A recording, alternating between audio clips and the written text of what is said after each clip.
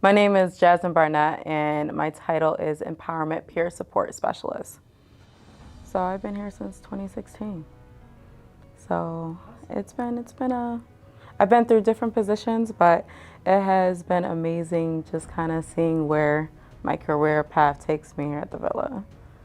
During the 5 years I've been here, I was in college and I had so much support. My flexibility has been absolutely amazing. I was able to graduate with my bachelor's in social work, and I don't know what other agency I would have been able to do that with other than the Villa.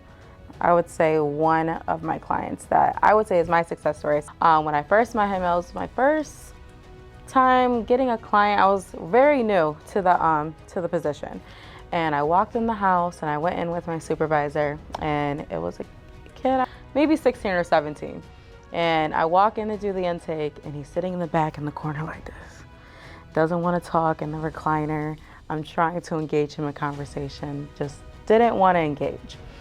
And we talked to his grandma, and some of his goals were just to get out in the community and to work on his interpersonal skills. So I remember leaving that meeting, and I'm like, I couldn't get the client to talk. I told my supervisor, I'm like, I feel defeated. He was like, no, go. Just keep going again. Build that relationship. Just focus on building the relationship. So I kept going. I brought Uno one time, and I brought Jenga. Just built maybe three visits later, he started opening up. So he was like, yeah, I struggled with, I was taken away from my parents. They were into drug use and selling, and now I'm here with my grandma. And he was like, I just feel like I'm not wanted. And we did some different activities to help him overcome those feelings.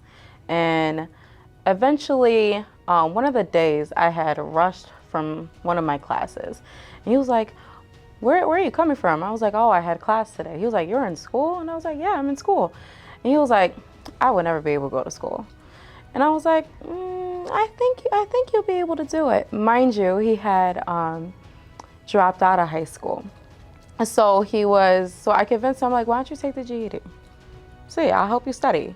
So we would do study sessions. He took his GED, passed with flying colors. He was like, okay, all right, so what's the next goal? I was like, you tell me, what would you like to work on next? He was like, well, I want to get my permit. I want to get my license. I said, okay, let's do it. Passed the driver's test, got his license. So then he was like, so about this college thing, what is it about?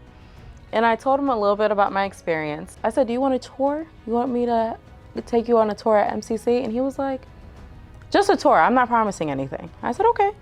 We went. I showed him the tour. I showed him where my classes were. I showed him some of my assignments that I've done. He was like, I want to sign up. I said, okay, I'll help you through the admissions application. So I helped him do that, signed him up for classes. He went in and he did his classes, and first semester, all A's. And I was like, this is good. I was like, do you want to go for another semester? He was like, yeah. So he signed up, but at the same time, he wanted to go to the Marines.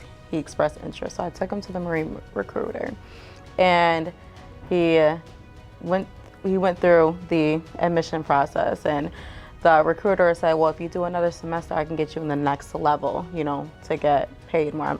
I'm not really sure how all that works, but so he signed up for the following semester, passed with flying colors.